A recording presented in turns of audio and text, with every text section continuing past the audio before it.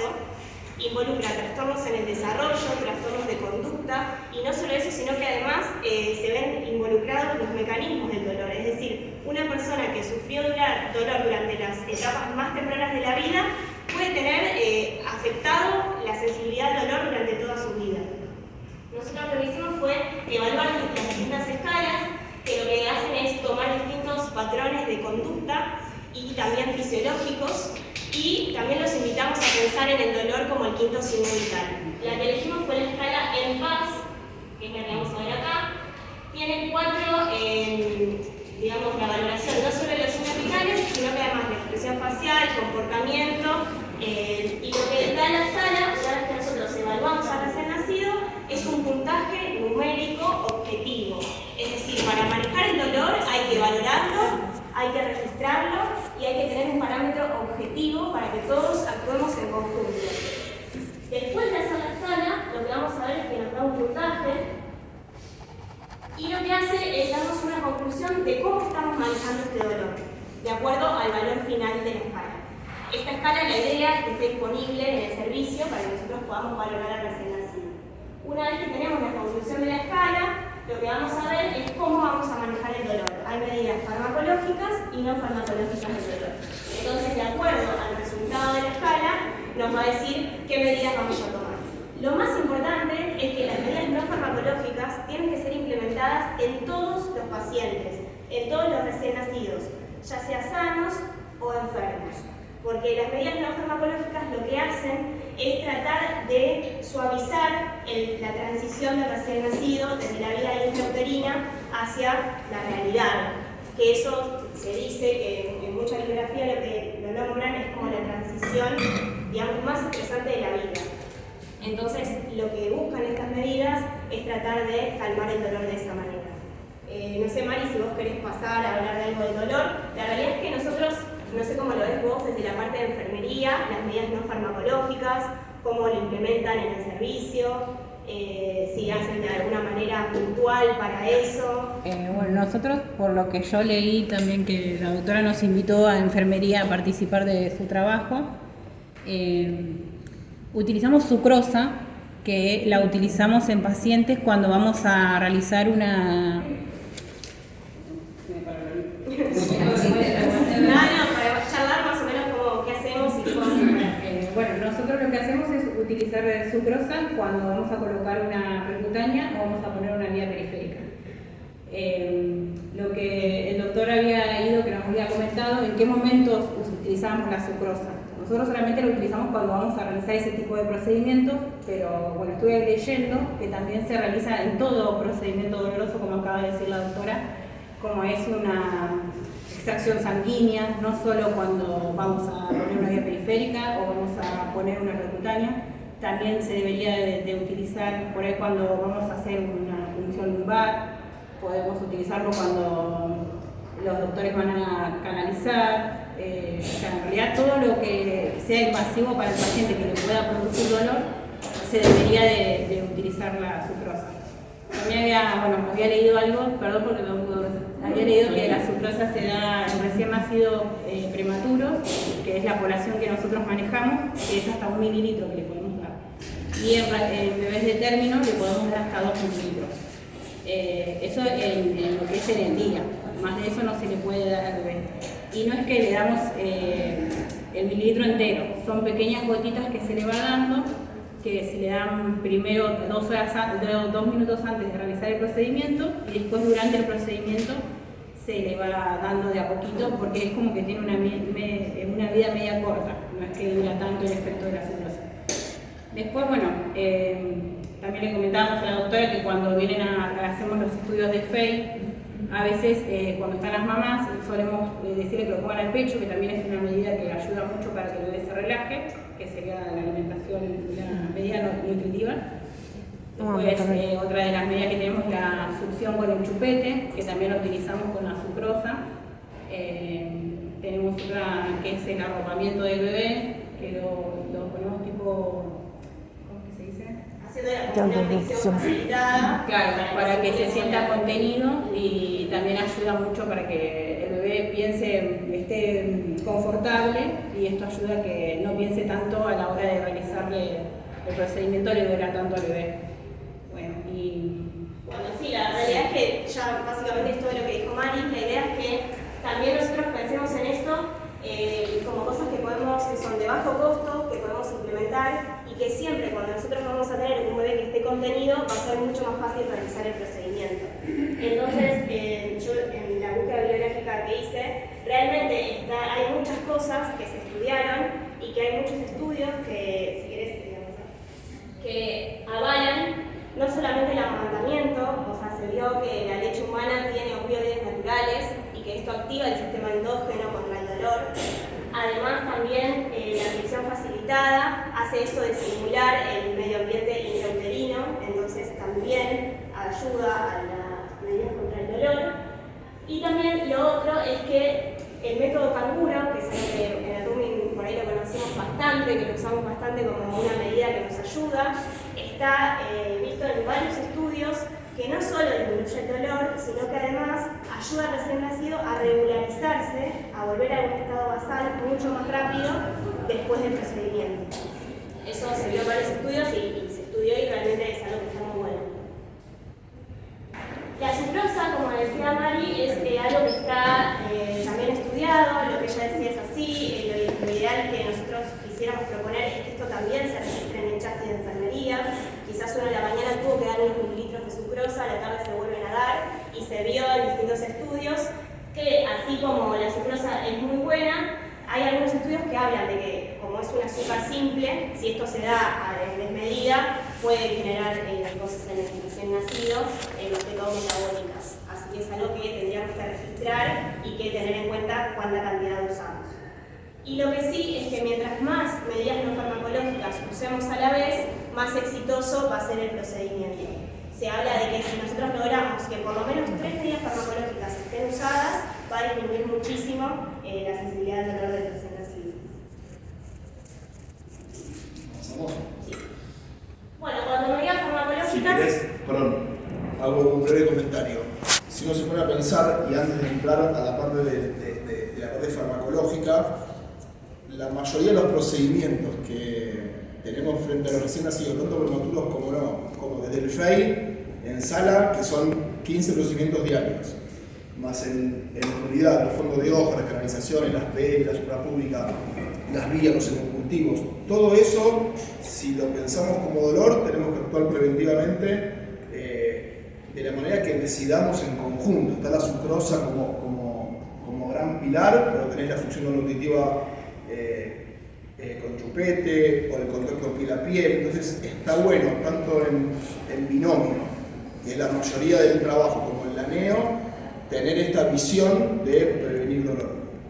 Sí, no solamente, digamos, por ejemplo, en la parte del método canguro, en algunos estudios se describe hasta incluso el familiar, es decir, si la madre no se está en terapia intensiva, que muchas veces nos pasa en la neo, poder decirle al padre, bueno, mira, tenemos que hacer tal procedimiento, tenemos que hacer una extracción, quizás también empezar a incorporar esa oportunidad. En cuanto a las medidas farmacológicas, es un tema bastante polémico en la neonatología. Hay muchas drogas que se usan mucho en las neos de todo el mundo, y algunas son off-label, es decir, están estudiadas, pero no hay estudios que aseguren su uso. Acá lo que vamos a hablar un poco es de que primero las estrategias farmacológicas pueden tener impacto a largo plazo, por eso es muy importante hablar de los efectos adversos. Además que hay que tratar de evitar en la medida de lo posible las drogas que no tienen, digamos, aval para el uso en neonatología. Y tener en cuenta que estas 3 drogas son drogas que escuchamos mucho en la neo, que son las benzodiazepinas, como el midazolam, el hidrato de cloral y los paralizantes musculares, como el mecuronio. Estas drogas no tienen efecto analgésico, entonces siempre que usamos estas drogas tenemos que asegurar también la analgesia. Vamos a hablar un poco, si quieres sobre estas drogas, el paracetamol, hidrato de cloral, opioides, fentanilo y morfina, midazolam, bloqueantes neuromusculares, y más conocido el mecuronio, y la dexmedetomidina, que es una droga nueva que está con mucho uso. Ah, le pusiste el brillito a... Ahí va. Le di el toque. el paracetamol lo vamos a empezar a pensar como nuestro gran aliado. El paracetamol es una medicación que es analgésica y antipirética, pero que no tiene efecto antiinflamatorio. ¿Por qué como nuestro gran aliado? Ahora en la mayoría de los estudios en el mundo se está hablando del ahorro de opioides. ¿Esto qué hace? Hace que si usamos al paracetamol como un coadyuvante en la terapia del dolor, lo que logramos es ahorrar la dosis de opioide. Y esto hace que se disminuyan los efectos adversos de los opioides y que además se disminuye un montón también el síndrome de abstinencia. El paracetamol, su mecanismo de acción no está del todo claro, pero sí se sabe que tiene un efecto a nivel central y un efecto periférico. La parte antipirética la hace actuando a nivel del hipotálamo, inhibiendo la síntesis de prostaglandinas, y se usa más que todo en el tratamiento del dolor leve a moderado y como coadyuvante, en este caso, por ejemplo, los postquirúrgicos. Algo que la verdad a mí me sorprendió mucho cuando lo leí y que es para tener en cuenta, es que, hablando rápidamente del mecanismo de acción del paracetamol, nosotros en NEA tenemos la suerte de que el paracetamol en los recién nacidos se metaboliza de una manera distinta a la infancia. Es decir, en pediatría nosotros estamos como taladrados por el tema de la toxicidad hepática, de que nos da miedo la dosis, hay que titular bien la dosis. Bueno, en los recién nacidos el paracetamol se metaboliza por otras vías, que son la sulfatación y la glucuronización. En cambio, en pediatría, más que todo, esa metabolización se da a través del citocromo. El citocromo genera un metabolito que se une al glutatión y genera los metabolitos tóxicos. Entonces, cuando uno da más paracetamol, si el glutatión se acaba, se van a generar más metabolitos tóxicos. Como esta parte en el recién nacido está inmadura, se dice que el paracetamol es una droga segura en el neonato, porque lo que más usamos van a ser las otras vías de metabolización. Entonces esto va a disminuir no solo la toxicidad hepática, sino el riesgo a la lesión hepática. Bueno, el paracetamol, ya sabemos las dosis, hay distintas en la bibliografía. Esta que puse acá es la de la Sociedad Argentina de Pediatría. Y lo más importante es que hay dos formas de administración, la vía oral y la vía endovenosa. Lo que se recomienda siempre es que la vía endovenosa se use la menos cantidad de días posibles, es decir, que a partir de los 4 días ya se pase a vía oral, ¿sí? Y en el medio estar obviamente ayudada por otras drogas según el tipo de dolor que tenga, si es leve, moderado o grave. En cuanto a los efectos adversos, bueno, la toxicidad hepática en los neonatos obviamente igual existe, pero es dosis dependiente, es decir, a nivel que nosotros saturemos las distintas vías metabólicas.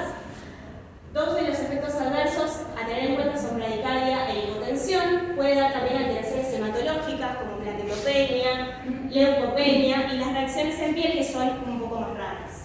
Las contraindicaciones, bueno, obviamente va a ser la insuficiencia hepática y después los opioides más usados en UCIN, que son la morfina y el fentanilo. Seguramente si yo les pregunto a ustedes cuál es el mejor opioide para usar en la neo, ¿ustedes qué me dirían?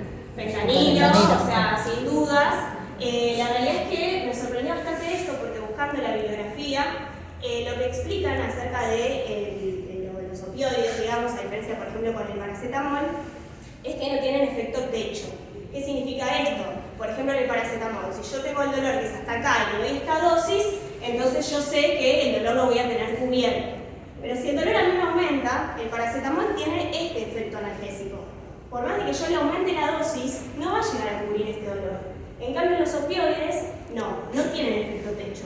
Cuanto más yo dolor tenga, más opioide le voy a poner y voy a ir como atrás de ese dolor cubriéndolo. Esto lo que hace es que termine muchas veces en un síndrome de abstinencia porque escalo demasiado los opioides y además sea algo que generalmente se use indiscriminadamente. O sea, es decir, yo veo que el dolor no para, veo que el paciente no se me cede, entonces aumento fentanilo y después también es muy difícil esto bajarlo.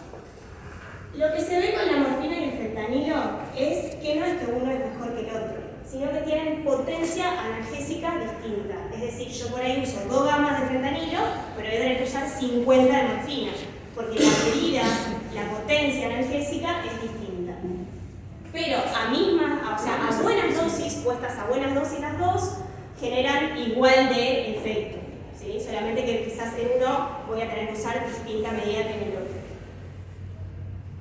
En cuanto al mecanismo de acción, es esto que les explicaba, que no tienen efecto techo, es decir, a más dosis tienen más efecto. Generan tolerancia, es decir, si yo quiero mantener el efecto, quizás pasados los días voy a tener que ir aumentando la dosis. ¿Sí? No es que es como las abuelas que decían que el cuerpo se acostumbra al fármaco, sino que por una cuestión de down regulation y up regulation de receptores, es necesario más dosis para generar el mismo efecto. Esto se da más con los opioides sintéticos. Y la dependencia, que es esto que hablábamos, que si suspendo bruscamente un opioide puedo generar el síndrome de abstinencia. Lo más importante tener en cuenta es que la naloxona es un fármaco que se usa como antagonista competitivo de estos receptores. Entonces, el pánico, digamos, de todos los neonatólogos es el bolo de fentanilo, para tener en cuenta que existe la naloxona, que si el bolo igualmente se administra lento, disminuyen un montón los efectos adversos, y que además tenemos la naloxona para revertir este efecto. Acá puse un cálculo rápido, que es el peso dividido 4, da los mililitros de naloxona que debería administrar para revertir el efecto del fentanilo. Y bueno, en cuanto a las diferencias, ventajas y desventajas, el fentanilo es nuestro aliado porque da una rápida analgesia, es en pocos minutos que hace el efecto. En cambio, la morfina, su efecto pico es recién a los 20 minutos. El fentanilo tiene corta duración de acción, por eso muchas veces tenemos que usarlo en goteo continuo. La morfina tiene una duración de acción más prolongada. Y después el fentanilo, lo que tenemos son los efectos adversos de rigidez de tórax, laryngoespasmo, y da mayor tolerancia y dependencia. Por eso en muchas neos del país se usa mucho más morfina que fentanilo. Es decir, por ejemplo, en el Hospital Garrahan, lo que nos decían era que ellos usan un 90% de morfina y un 10% de fentanilo. Es decir, lo usan inicialmente y después rápidamente los pacientes crónicos, postquirúrgicos y demás pasan a morfina porque tiene un manejo más sencillo que el fentanilo a dosis altas. En cuanto a las dosis, acá puse un poco lo que encontré en la bibliografía para las dosis intravenosas intermitentes con goteo continuo, y en el fentanilo lo que hace es la discriminación entre prematuros y término, llegando a una dosis de 2 gamas y después ya empezar a pensar en un goteo continuo. En cuanto a las recomendaciones, no se recomienda superar la dosis de 5 gamas. Y si no es eficaz a dosis altas, siempre hay que revalorar al paciente y pensar en la vía, digamos, si se está administrando bien, si la solución está bien hecha y demás. Avanzamos, genera ruido de la dosis, ¿no? Es como raro. Sí, la dosis. La dosis inicial. Claro. Ahora vamos a hablar de eso. Bueno, en cuanto a los efectos adversos, vuelvo a nombrar la rigidez de tórax, también puede dar retención de orina, por eso solemos usar sonda vesical con la alimentación con fentanilo, puede dar miosis, convulsiones, esto es importante que crea tolerancia y dependencia, y que el síndrome de abstinencia se empieza a dar a los 5 días del tratamiento y si aparte hay disminución brusca de la dosis. Lo importante es usar siempre la mínima dosis efectiva, es lo que les hablaba con respecto al ahorro de opioides. En esto hablan mucho de titular la dosis, y en esto también tenemos que empezar a implementar las escalas de valoración del dolor. Es decir, si yo le aumento pero no tengo un parámetro objetivo de por qué le estoy aumentando, es importante revalorar, y si un paciente está sedado con fentanilo, por ahí realizar la escala, que después deberíamos acordarlo cada cuántas horas, en la bibliografía recomiendan cada 4 horas, volver a revalorar, volver a usar la escala del dolor y en base a eso volver a las conclusiones y ver si realmente necesito o no aumentar el manejo del dolor. Esto también de la mínima dosis efectiva lo que hace es disminuir los efectos adversos, así que siempre hay que pensar en eso. Para recordar un resumen de opioides, siempre iniciar con la mínima dosis efectiva. Las respuestas farmacológicas son individuales, dependen de cada paciente, dependen de la patología de base y dependen también de la forma en la que estamos administrando el fármaco. Siempre hay que titular la dosis usando la escala de dolor, y después del inicio y la titulación el efecto puede disminuir por esto que le contaba de los opioides, entonces muchas veces necesitamos igualmente aumentar la dosis.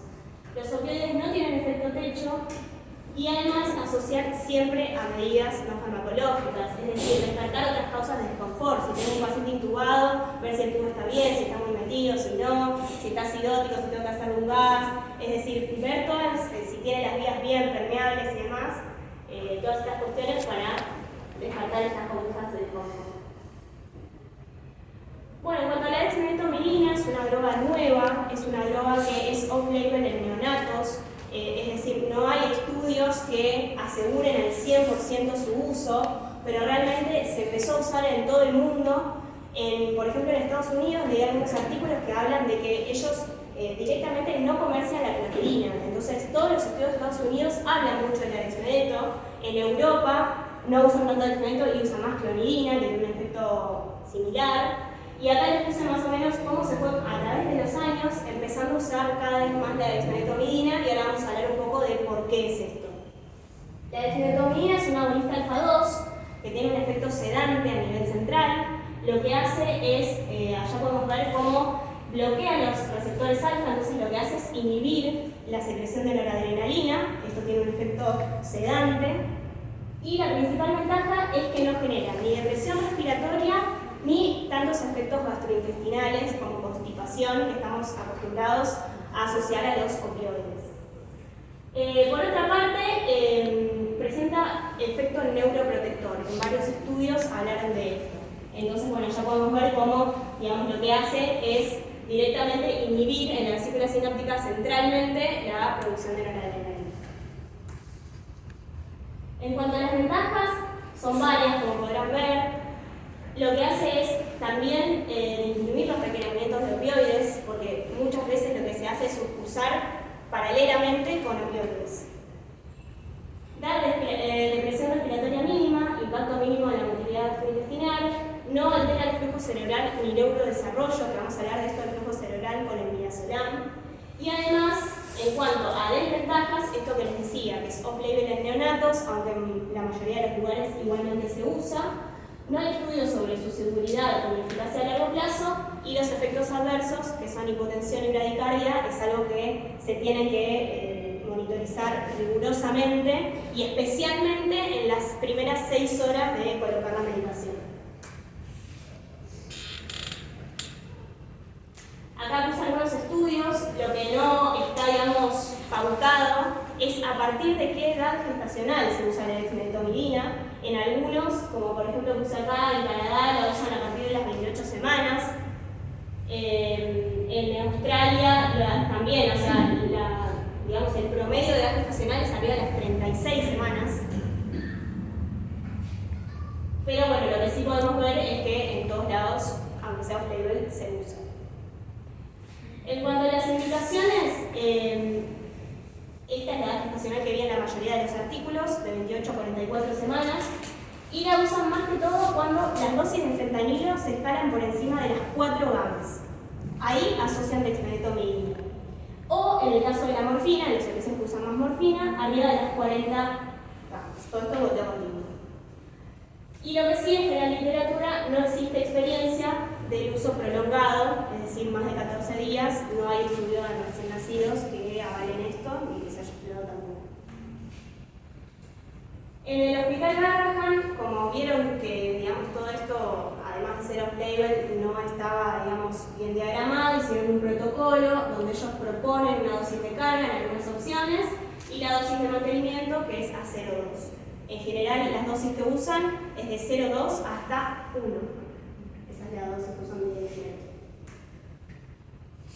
Bueno, el hidrato de clorral también es una droga bastante conocida, es un sedante hipnótico que se usa generalmente en procedimientos como en imágenes, en resonancias, tomografías y demás. Está descrito su uso en neonatología, en estos casos por supuesto, y los efectos adversos principales son la hipotensión y los problemas gastrointestinales. Su inicio de acción es muy variable, de 15 a 60 minutos, que es algo para tener en cuenta cuando llegamos a hacer procedimientos. Y, bueno, creo que nada más, a 4 o 6 horas se puede repetir la dosis.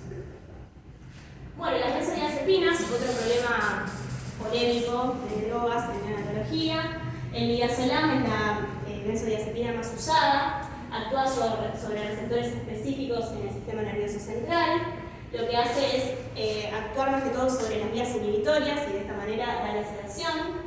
Tiene una seguridad corta y los efectos secundarios son todos estos que por ahí a veces tampoco los tenemos en cuenta al medicar con midazolam.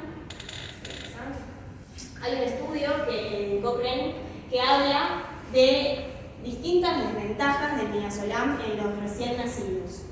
Más que todo, los pronósticos neurológicos adversos. Habla de todo lo que es el flujo de la arteria cerebral media, que está bastante, digamos, involucrado. Muerte, hemorragia también cerebral, aumento de la estaría hospitalaria. Está contraindicado en la Sociedad Argentina de Pediatría. Si ustedes leen el archivo de la Sociedad Argentina de Pediatría de manejo de dolor en neonatología, habla de la contraindicación absoluta del midazolam. Y además persisten dudas con respecto a su seguridad. También hay otros dos estudios que certifican el cambio de velocidad de flujo en la arteria cerebral media en prematuros y todos estos efectos neurológicos: hipotonía, movimientos coléicos, convulsiones, delirio, hipotonía. Entonces nos preguntamos si usamos o no midazolam. Realmente se usa en las neos. Es importante acordarnos de que genera sedación pero no analgesia, de que el uso concomitante con opioides puede resultar en sedación profunda y además depresión respiratoria. Entonces, bueno, es algo para pensar que si bien hay dosis publicadas en la bibliografía, hablan de las formas de administración, de que dosis dar en neonatos y demás, su uso no está recomendado. Y bueno, un poco hablar sobre los paralizantes musculares, que también es otra cosa que escuchábamos hablar mucho del pepuronio, de su uso en neonatología.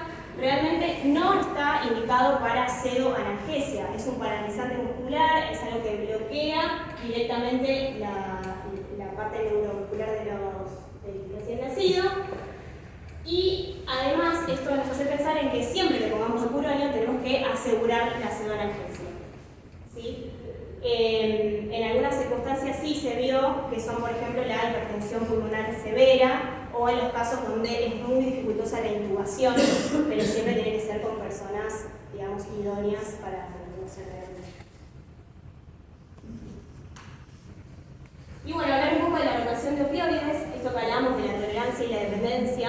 En algunos protocolos de las neos de Argentina está descrita que la dependencia ocurre más que todo cuando hay interrupción rápida del tratamiento, cuando se disminuye agudamente la dosis o cuando hay administración de un antagonista. Entonces lo que proponen es, para no llegar al síndrome de abstinencia, tener esto del buen registro de las drogas que usamos para sedación. Una de las ideas que da es, si nosotros estamos usando fentanilo, asociarlo a dexmedetomidina. Si esto después funciona, poner morfina, o sea, ir disminuyendo de a poco la calidad y la cantidad de la medicación. Y acá le puso midazolam. Esto realmente es algo para charlar por todo esto que nosotros venimos hablando previamente de que no está recomendado. Pero la mayoría siempre termina en morfina porque es la droga de salida más rápida y que menos genera efecto de abstinencia. Después, otro de los puntos que nos propusimos para el manejo del dolor es el manejo del dolor según procedimientos. Nuestra idea después de esta charla es hacer una guía de recomendaciones para nuestro servicio para intentar llegar a una neo libre de dolor, y en eso lo que pensamos es hacer una lista de los procedimientos más comunes en UCIN y hablar de cómo haríamos el manejo del dolor para que ya quede pautado. Entonces, bueno, en varios lugares lo que habla es de cada procedimiento y cómo sería la pseudoanalgesia. En muchos lugares también hablan de anestésicos locales, de usar lidocaína. Si ven la lidocaína, uno de los efectos adversos son las arritmias. En muchos lugares hablan de usar lidocaína previa a las punciones, no a la punción del talón, pero sí, por ejemplo, en las punciones lumbares. También hablan del retiro de las cintas, que se haga sí o sí mojando la cinta, cosas básicas que uno en el día a día quizás no piensa tanto. Y bueno, otra cosa también importante para hablar es sobre el descenso de opioides, por eso que veníamos hablando de la tolerancia, la dependencia y el síndrome de abstinencia. Hay algunas cosas que tenemos que preguntarnos cuando descendemos la dosis de opioides. La más importante es qué fármaco vamos a usar. En la bibliografía lo que hacen es dividir el winning de acuerdo a el aporte enteral o no que tenga el paciente. Es decir, si el paciente está con aporte enteral, usan metadona o morfina vía oral, y en el caso en que no tenga aporte enteral, pasan directamente a morfina endovenosa para hacer esto del descenso más sencillo. La metadona es una droga de elección para el descenso de la medicación, tiene muy buena biodisponibilidad vía oral, y lo que se ve es que tiene una vida media muy larga, que llega casi hasta las 40 horas. Entonces esto nos permite manejar mejor los intervalos interdosis, y no solo eso, sino que además inhibe la tolerancia por distintos mecanismos fisiológicos, así que es un buen aliado. La dosis inicial de metadona no debe exceder los 10 miligramos y la dosis diaria máxima los 40 miligramos. Bueno, en la Sociedad Argentina de Pediatría se hizo una mesa redonda en uno de los congresos de neonatología, y lo que acordaron es establecer este descenso para los opioides. El plan de descenso, cuando es menos de 5 días, se suspende directamente, y después a lo largo de los días van a hacer un plan de descenso con reducción porcentual de la dosis, obviamente revalorando con escalas todo el tiempo, más que todo para detectar el síndrome de abstinencia. Así que bueno, proponemos esto, después discutiremos si nos sirve o no nuestro servicio. Y para hablar un poco del síndrome de abstinencia opioides,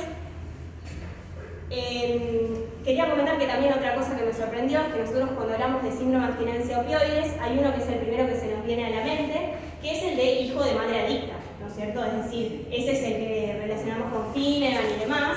Bueno, con todo esto de opioides que leí, la realidad es que usan también otras escalas para cuando el síndrome de abstinencia por opioides es iatrogénico. Es decir, este síndrome de abstinencia que estamos hablando acá no es porque la madre fue adicta, es porque nosotros en la neo medicamos con opioides y el descenso o no se hizo bien o las dosis fueron muy altas y esto generó un síndrome de abstinencia en el recién nacido. Los síntomas: irritabilidad, alteración del sueño, temblores, aumento del tono muscular, aleteos nasal, taquipnea, hipertensión. Todo esto se puede medir a través de distintas escalas. En el mundo también hay un montón de escalas que se usan para medir el síndrome de abstinencia asociado a opioides.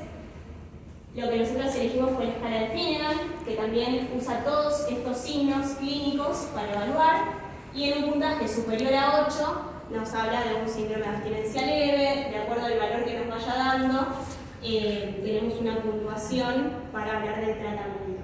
Si en 3 valoraciones consecutivas el valor es superior a 8, deberíamos empezar a pensar en el tratamiento del síndrome de abstinencia, que obviamente el primero vuelve a ser el no farmacológico. Hay algunas cosas que nos dan más probabilidad de síndrome de abstinencia. Algunas de ellas son el tiempo de administración de la medicación, es lo que hablábamos de más de una semana de tratamiento, ya tenemos más riesgo de síndrome de abstinencia, la dosis acumulada de los opiáceos, la administración en goteo continuo y el uso de agentes de acción corta. En cuanto al tratamiento, en muchos lugares lo que proponen es, además de tener la metadona, en el caso de que nosotros Finnegan de alto, usar una dosis de rescate de metadona y que esta dosis después esté sumada al tratamiento inicial. En algunos casos también prescriben el fenobarbital para disminuir la excitabilidad, pero no es la primera línea. Y bueno, cuando al uso de metadona, en el Hospital Garrahan hicieron un análisis retrospectivo en cuanto a los pacientes que recibieron metadona, y lo que vieron es que en 4 solamente de 43 pacientes hubo que suspender el tratamiento por intolerancia alimentaria, y esto en ninguno de los casos retrasó la extubación de los pacientes, o sea, tuvieron muy buenos resultados.